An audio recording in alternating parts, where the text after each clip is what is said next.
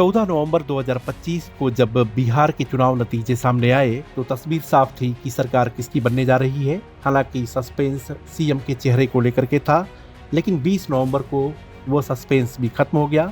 नीतीश कुमार ने कमान संभाली बिहार की और उनके दोनों डिप्टी या नायब सम्राट चौधरी और विजय कुमार सिन्हा बने। लेकिन इन सबके बीच सवाल ये भी था कि क्या नीतीश कुमार गृह मंत्री का पद अपने पास रखेंगे या बदलाव होगा।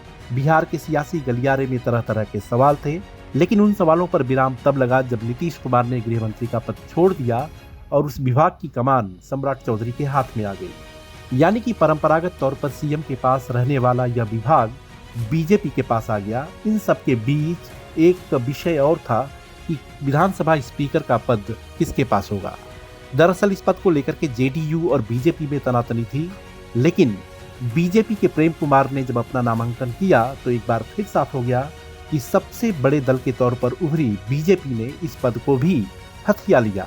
सवाल यह है कि क्या बीजेपी ने चुपके चुपके दोनों पदों को हथिया लिया है। इस सवाल को समझने से पहले विधानसभा में एनडीए के घटक दलों की संख्या पर ध्यान देना होगा। 2025 के नतीजों में बीजेपी 89 सीटों के साथ सबसे बड़े दल के तौर पर सामने है, वहीं जेडीयू की सीट संख्या 85 है।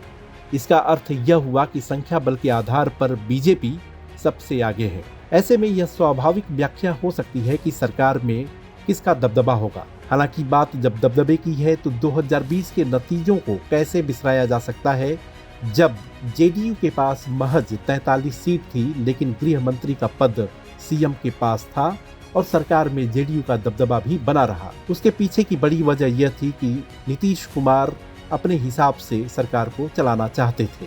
अब एक विषय ये भी है कि 2025 में 85 सीट हासिल करने के बावजूद नीतीश कुमार ने बीजेपी को गृह मंत्रालय और विधानसभा स्पीकर पद देने पर सहमति क्यों जताई। इसे लेकर तरह तरह की बातें कही जाती हैं।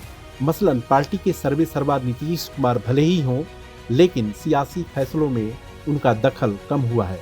जेडीयू में कुछ लोग ऐसे हैं जो चाहते हैं कि बिहार में सरकार का स्वरूप कुछ इस तरह बने कि विपक्षी एकता या उसकी आवाज को कमजोर किया जा सके।